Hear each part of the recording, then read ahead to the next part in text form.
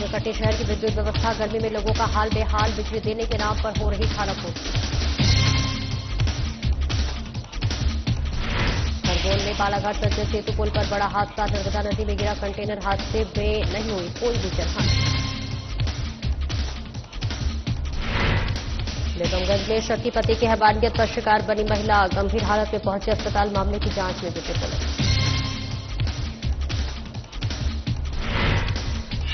मंडला में आदिवासी महिलाओं से लोन के नाम पर धोखाधड़ी, 3 ब्लॉकों के सैकड़ों ग्रामीणों ने की शिकायत, कई फाइनेंस कंपनियों पर ठगी के आरोप।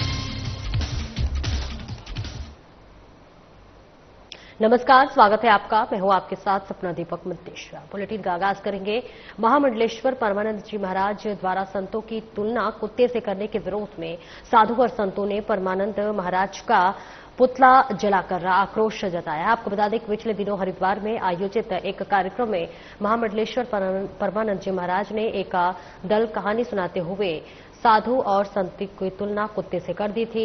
इससे संत समाज में नाराजगी व्याप्त है और जगह जगह विरोध प्रदर्शन किया जा रहा है। शहर में भी इसके खिलाफ प्रदर्शन किया गया। नाराज साधु और संतों ने शंकराचार्य चौराहे पर एकत्रित होकर परमानंद जी महाराज के पुतला जलाकर आक्रोश व्यक्त किया। और वहीं रजनी अखाड़े के महंत सुरेश पुरी महाराज का कहना था कि परमानंद जी महाराज द्वारा संतों की तुलना कुत्ते से करने पर एक संत समाज का अपमान हुआ है।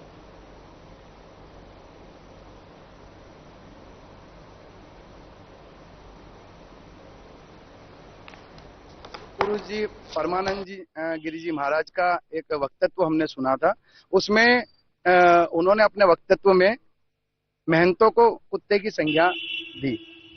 उनका कहना है कि जो कुत्ता होता है वही अगले जन्म में महंत बनता है। इतने बड़े पद पर होते हुए उनकी इस प्रकार की भाषा अमर्यादित है। उन्हें इस प्रकार की भाषा का उपयोग नहीं करना चाहिए। क्यों? क्योंकि उनकी भाषा, उनकी वाणी, उनके विचार पूरे देश दुनिया में सुने जाते हैं। और वो संत महंत जो साधु संतों की ही इज्जत नहीं कर सकते, वो उस वक्तव्य में आप सुनिएगा, वहां पर हंसी ठहाके हो रहे हैं। उनके कहे गए शब्दों के बाद में पूरी जनता हंस रही है। तो क्या ये संत जिन्होंने घर छोड़े, परिवार छोड़े, जिन्होंने इतना त्याग किया, ये हंसी के पात्र बनने लायक है? और ऐसे महापुरुष जिन्होंने कई कार्य इस देश के लिए करें, उनके मुख से इस प्रकार की भाषा शोभा नहीं देती। और शहर की बिजली व्यवस्था पूरी तरह से भगवान भरोसे है। रात दिन मेंटेनेंस के नाम पर बिजली की आपूर्ति बंद तो की जाती है, लेकिन फॉल्ट कभी कम नहीं होती। ऐसे में रात भर लाइट बंद रहती है और कभी ट्रांसफार्मर में तो कभी केबल जल जाते हैं। पिछले 2 दिन पिछले ही साधना न्यूज ने आपको कटने की बिजली व्यवस्था के बारे में खबर दिखाई थी और अगले ही दिन फिर एक बिजली विभाग को खौफनाक मंजर देखने को मिला। रात सोमवार की रात्रि बालाजी नगर में जो है हुए शॉर्ट सर्किट का मंजर इतना भयावह था कि आसपास के लोग सिहर उठे। जनजीवन खतरे में दिखाई दे रहा है। ऐसे में किसी भी अनहोनी की आशंका से इनकार नहीं किया जा सकता। नगरवासी गहरे सदमे में है, जहां सिर्फ एक दिन पहले 14 घंटे आपूर्ति बंद रहने के बाद केबल लाइन बदली गई और उसके अगले ही दिन इस तरह के ब्लास्ट हुए मानो 2 देशों का युद्ध चल रहा हो। अतिक्रमण की कॉलोनी की स्थिति यह है कि आग लग जाए तो फायर ब्रिगेड की गाड़ी कॉलोनी के अंदर नहीं जा सकती और न ही कोई वैकल्पिक मार्ग उपलब्ध है और प्रशासन बेपरवाह है।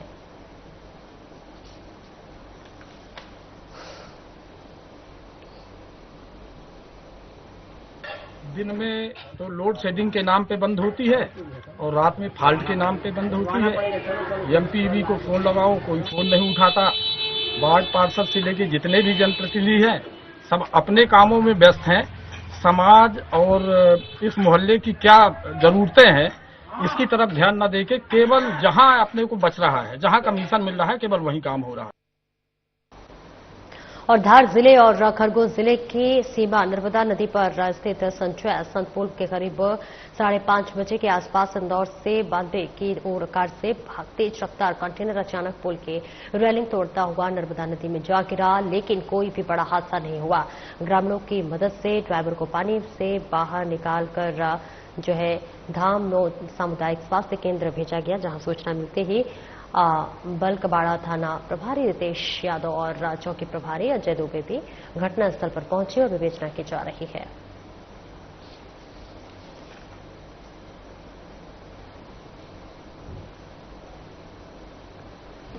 सूचना प्राप्त हुई थी कि हवा आंधी आने से एक कंटेनर नर्मदा ब्रिज से जो इंदौर से मुंबई की ओर रोड पे जा रहा था, हवा से कंटेनर रेलिंग तोड़ के नीचे गिर गया। सूचना पर तत्काल थाना चौकी बल के साथ पहुंचकर लोगों के आसपास के रहवासियों की मदद से घायल को अस्पताल पहुंचाया गया है।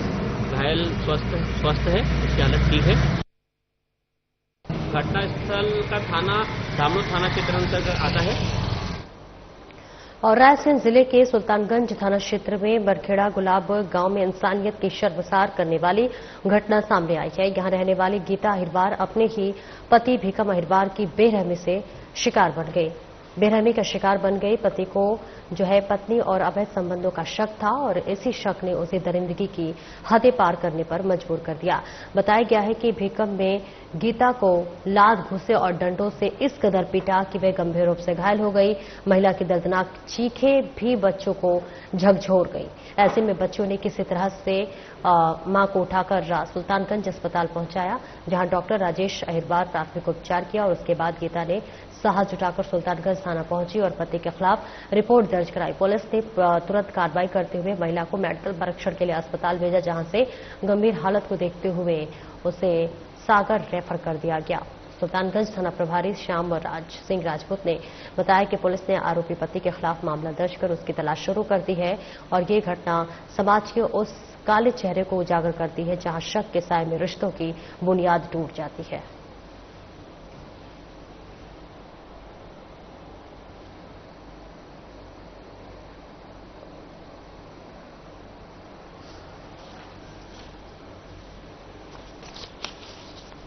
और देखिए तस्वीर आपको दिखा रहे जहां रायसेन जिले के सुल्तानगंज थाना क्षेत्र के मरखेड़ा गुलाब गांव में इंसानियत को शर्मसार करने वाली ये घटना आपको दिखा रहे हैं, जहां पर यहां रहने वाली गीता अहिरवार अपने ही पति भीकम अहिरवार के बेरहमी का शिकार बन गई है।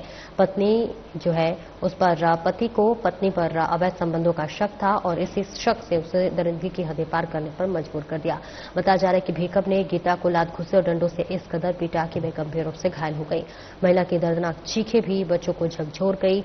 बच्चों ने किसी तरह मां को उठाकर सुल्तानगंज अस्पताल पहुंचाया, जहां डॉक्टर राजेश अहिरवार ने प्राथमिक उपचार किया। इसके बाद गीता ने साहस जुटाकर सुल्तानगंज थाना पहुंची और पति के खिलाफ रिपोर्ट दर्ज कराई। पुलिस ने तुरंत कार्रवाई करते हुए महिला को मेडिकल परीक्षण के लिए अस्पताल भेजा, जहां से गंभीर हालत को देखते हुए उसे सागर रेफर कर दिया। सुल्तानगंज थाना प्रभारी श्याम राज सिंह राजपूत ने जो है जानकारी दी है।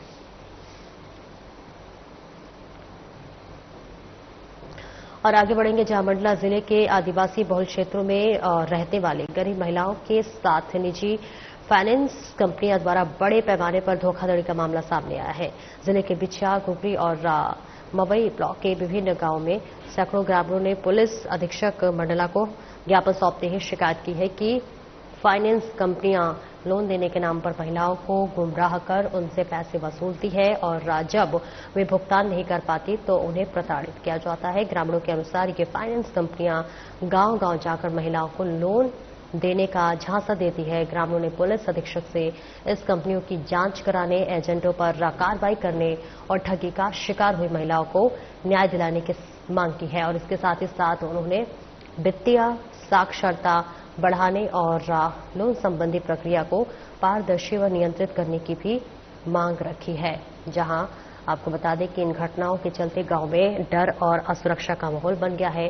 कई परिवारों ने बच्चों को घर से बाहर भेजना बंद कर दिया है। महिलाएं घर से बाहर निकलने से घबरा रही हैं और अब सबकी निगाहें प्रशासन की ओर है कि वह इस गंभीर मामले में क्या कदम उठाता है। ग्रामीणों ने चेतावनी दी है कि यदि शीघ्र कार्रवाई नहीं हुई तो वे आंदोलन करने को मजबूर होंगे। हमारे पास लोगों को पहुंचा के किस्त लेने को कहा, हमने किस्त ले लिया और उसने कहा मेरे को जरूरत है अभी किस्त की, तो तुम लोग मेरे को सहयोग दो करके बोला उसने। हमने सहयोग दे दिए, फिर उसने बोला कि हाँ मैं किस्त हर महीने अपने पास से पहुंचाऊंगा और दूंगा करके बोला है। कितने का लोन करवाया और कितने सहयोग किया आपने? फर्स्ट में तो सर LNT का करवाया है उसने। कितने का लोन करवाया? 47 का करवाया था, 2000 रुपए, 47,000। इसके बाद 2000 बीमा करके काट लिए। इसके बाद 40,000 रुपए पूरा ले लिए उसने। 45 लोगों ने दिया लोन? हम लोग हमारे गांव से तो 18 महिलाएं हैं। घुगरी थाना क्षेत्र की कुछ महिलाएं यहाँ पर आई हैं, जिनके द्वारा कहना है कि उन्होंने लगभग 15-16 माइक्रो फाइनेंस कंपनी से कुछ समय से लोन लिया है और किसी और व्यक्ति ने मध्यस्थता करके ये कहा था कि ये लोन आप ले लो और उसको चुकतारा मैं कर दूंगा। उसके पश्चात फिर इन लोगों से उसका कोई भी फाइनेंशियल ट्रांजैक्शन उनके पास ऑनलाइन तो नहीं है, लेकिन इनका कहना है कि उस व्यक्ति ने इनके साथ धोखाधड़ी न सिर्फ इनके साथ की और अन्य लोगों के साथ भी की है। उसी शिकायत के आधार पर आज ये पहली बार आए हैं और एसडीओपी को निर्देशित किया गया है कि वो माइक्रो फाइनेंस कंपनीज के जो वहाँ के लोकल एजेंट्स हैं उनको भी बुलवाएंगे, जो उनके मैनेजर्स हैं उनको बुलवाएं और जो व्यक्ति जिसके ऊपर ये आरोप लगा रहे हैं, जिसका इन्होंने मोबाइल नंबर भी दिया है, उसकी लोकेशन अभी वर्तमान में बिछिया में आ रही है, तो उसके भी अकाउंट्स और ये चेक करेंगे, क्योंकि अभी जो भी इनका कहना है कि हमने उसको पैसा स्थानांतरित किया है वो इनके पास कोई प्रूफ नहीं है। तो उस प्रूफ को लेना और किस तरह से ये उन कंपनियों के संपर्क में आई, किस तरह से इन्होंने लोन लिया, लोन लेने के पश्चात उसने उस आदमी ने पैसे का क्या दुरुपयोग किया, इन सभी चीजों को हम लोग देख रहे हैं और देखने के पश्चात जल्द से जल्द इनकी समस्या का निराकरण किया जाएगा। और गुना जिले में नशे के खिलाफ पुलिस की बड़ी कार्रवाई सामने आई है, जहां एसपी अंकित सोनी के निर्देशन में जिले भर में नशीले पदार्थों की तस्करी का शिकंजा कसा जा रहा है। सिटी कोतवाली पुलिस ने कार्रवाई करते हुए 11 ग्राम स्मैक के साथ 2 आरोपियों को गिरफ्तार किया है। टीआई सीपीएस चौहान को मिले निर्देशों के तहत यह तफ्तीश ली गई है, जिससे कि आरोपियों को रंगे हाथों पकड़ा गया है। वहीं दूसरी ओर आरोप पुलिस ने भी बड़ी सफलता हासिल की है। गांजे की तस्करी कर रहे तीनों आरोपियों को गिरफ्तार करते हुए उनके कब्जे से 6 किलो गांजा बरामद किया गया है और ये आरोपी सप्लाई के इरादे से निकले थे, लेकिन पुलिस की सक्रियता से उनकी योजना विफल हो गई और एसपी अंकित सोनी के नेतृत्व में जिले में लगातार नशे के खिलाफ अभियान चलाया जा रहा है, जिससे कि आरोपियों के में हड़कंप मचा हुआ है।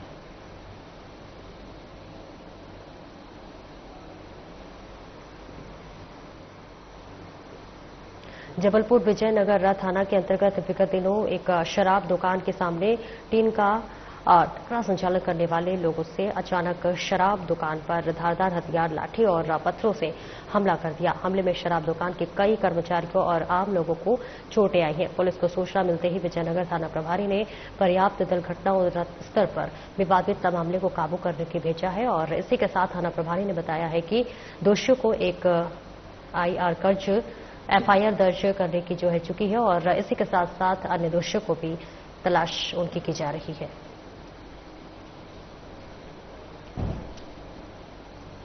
और देखिए तस्वीरें आपको दिखा रहे हैं जबलपुर से, जहां पर विजयनगर में थाना के अंतर्गत विगत दिनों एक शराब दुकान के सामने टीन का टकरा संचालन करने वाले लोगों ने अचानक शराब दुकान पर धारदार हथियार, लाठी और पत्थरों से हमला कर दिया और इस बीच हमले में शराब दुकान के कई कर्मचारियों और आम लोगों को चोट आई है और इसके साथ ही साथ पुलिस को सूचना मिलते ही विजयनगर थाना प्रभारी ने पर्याप्त दल घटनास्थल पर विवादित मामले को काबू करने भेजा, जहां पर थाना प्रभारी ने बताया कि दोषियों पर एफआईआर दर्ज की जा चुकी है और अन्य दोषियों की तलाश जारी है। जबलपुर से ये तस्वीरें आपको दिखा रहे हैं, जहां शराब दुकान पर धारदार हथियार से हमला कर दिया गया है।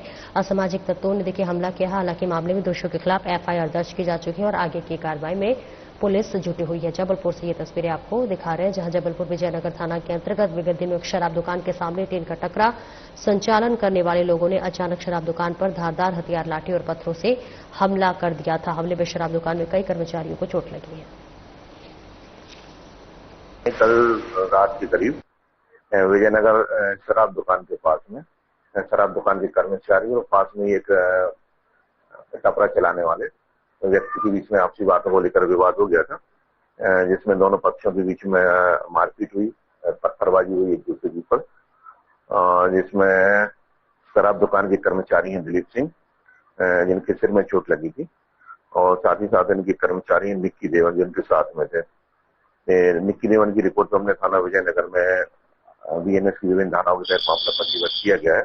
इसमें 4 नामजद दौरान आरोपी हैं और मामले की विवेचना कर रहे हैं।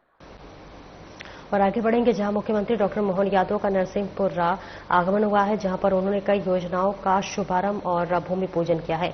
इस दौरान एक दिव्यांग बिटिया को सम्मानित करते समय मंच पर उनका बैलेंस बिगड़ गया और अचानक वो लुढ़क उठे। यहाँ पर आपको बताते चले कि घटना सुरक्षा व्यवस्था की चूक को दर्शाती है, जिससे कि प्रशासन और जनप्रतिनिधियों पर सवाल उठ रहे हैं। मुख्यमंत्री जी के गिरने के कारण कार्यक्रम में थोड़ी देरी के लिए अफरा तफरी मच गई और ऐसे में तुरंत ही उन्हें मदद दी गई और वे सुरक्षित हैं। इस घटना के बाद प्रशासनिक स्तर पर मामले की जांच शुरू कर दी गई है। सुरक्षा के जो है मुद्दे पर उच्च अधिकारियों से स्पष्टीकरण मांगा गया है। फिलहाल मुख्यमंत्री का स्वास्थ्य ठीक है और वे बाकी कार्यक्रमों में हिस्सा ले रहे हैं।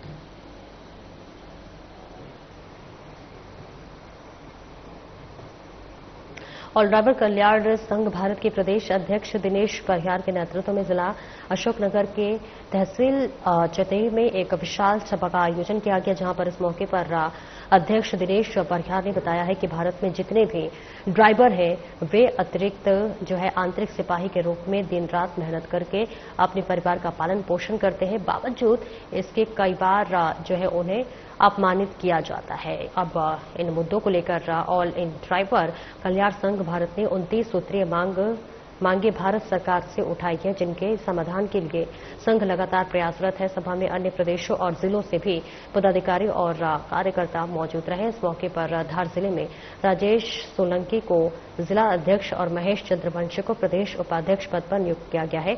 रंजीत यादव को प्रदेश प्रवक्ता बनाया गया और प्रदेश अध्यक्ष दिनेश परिहार से नवनियुक्त पदाधिकारियों की शुभकामनाएं देते हुए संगठन के उज्जवल भविष्य की कामना की है।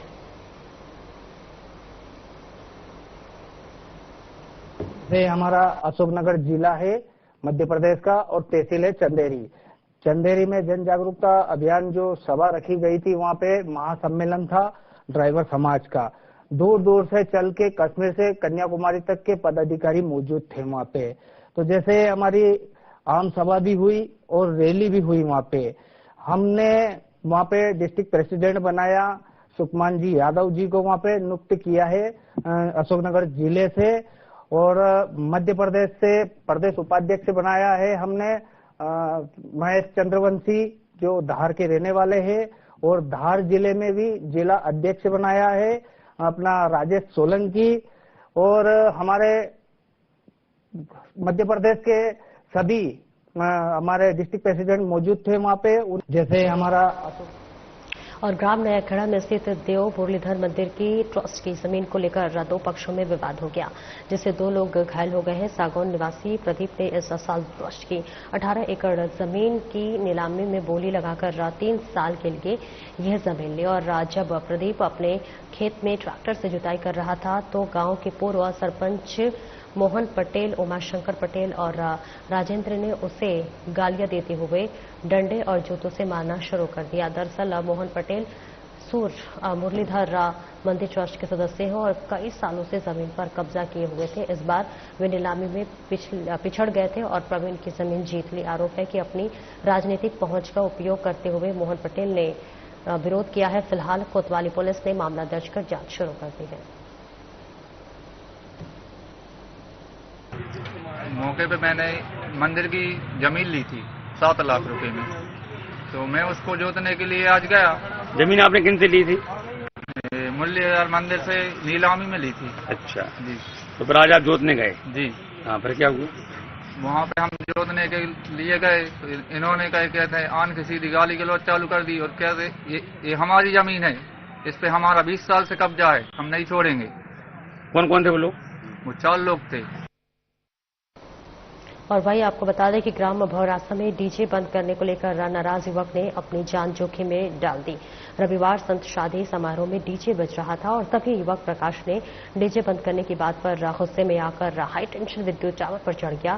सुबह 8 बजे जब गांव वालों ने युवक को टावर पर देखा तो पुलिस और विद्युत विभाग को सूचना दी। मौके पर पहुंची मुरली मालवीय ने और थाना प्रभारी प्रेम किशोर व्यास की टीम ने बिजली लाइन को बंद कराया है। इसके बाद राजगढ़, आगर और रापचोर में रेस्क्यू टीमें मौके पर पहुंची और करीब 12 घंटे के रेस्क्यू ऑपरेशन के बाद युवक को सुरक्षित नीचे उतार दिया गया है। रेस्क्यू ऑपरेशन में शामिल अजय कुमार गौड़ ने कहा है कि युवक की जान किस्मत से बची है। युवक को मेडिकल चेकअप के लिए भेजा गया है।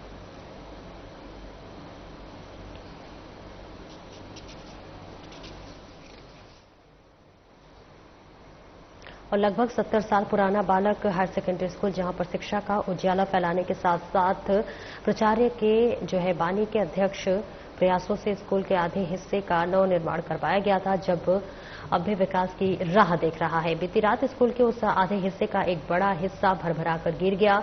ये घटना खास तौर पर दिन में नहीं हुई, वरना स्कूल में कोई बड़ी घटना हो सकती थी और इस पुराने स्कूल की देखरेख के लिए प्राचार्य के बानी ने कई सालों तक मेहनत और लगन से प्रयास किए, लेकिन स्कूल का आधा हिस्सा अभी भी निर्माण के अभाव में खस्ताहाल है।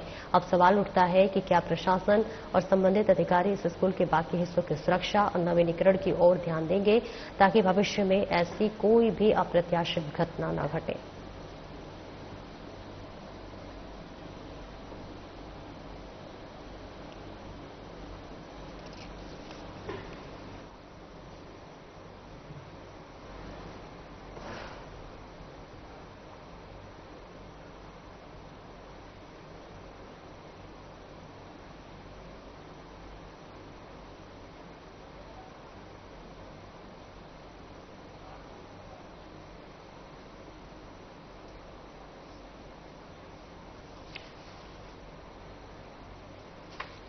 तो देखिए इस बीच तस्वीरें आपको लगातार दिखा रहे हैं जहां पर स्कूल का आधा हिस्सा भरभरा कर गिर गया और गनीमत रही कि ये रात के अंधेरे में क्या हादसा हुआ, वरना बहुत बड़ा हादसा हो सकता था।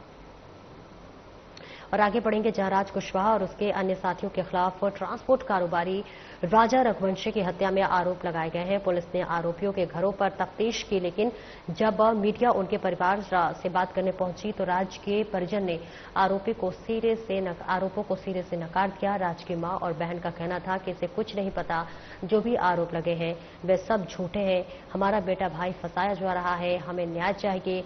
राज कुशवाहा, विशाल और अंकित इंदौर के सोनम के पास रहते थे और घटना के बाद विशाल और अंकित के परिजन घर छोड़कर गायब हो गए थे। वहीं राज के परिवार ने बताया है कि इनके पिता की कोरोना के दौरान उनकी मौत हो चुकी थी और राज ही अपने परिवार का पालन पोषण करता था। राज की बहन ने कहा कि उसके भाई का कभी ऐसा कोई भी कदम उठाना सवाल ही नहीं उठता और ऐसे में राज के परिजनों के अनुसार सोनम से उसका संबंध क्या था, इस बारे में उन्हें कोई जानकारी नहीं है।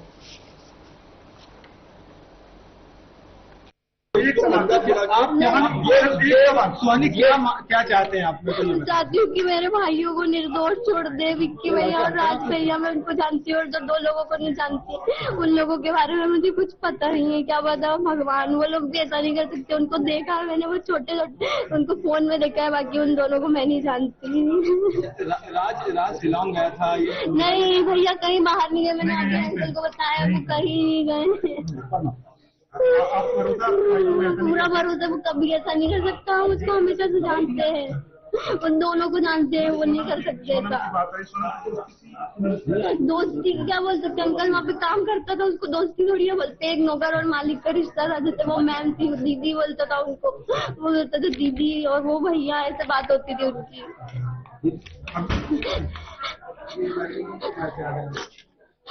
हम चाहते हैं कि हमारा भाई छूट के आ जाए हमारे पास, उसके अलावा कोई भी नहीं है। सबके पास अपनी अपनी फैमिली, हमारे पास कोई भी नहीं हमारे भाई के अलावा।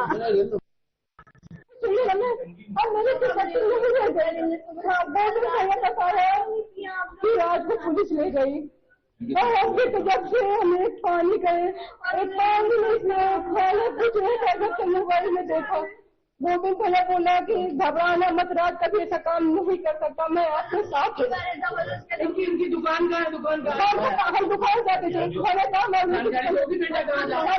मालूम, हमें पढ़े लिखे नहीं मालूम।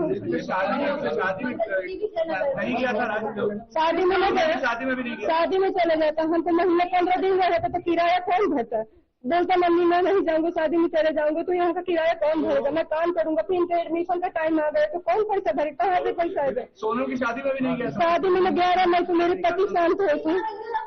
हमारे पति शांत हुए 11 मई को, हम कुछ नहीं करते, कभी भी घर से बाहर नहीं थे। फिलहाल इस बुलेटिन में इतना ही। नमस्कार।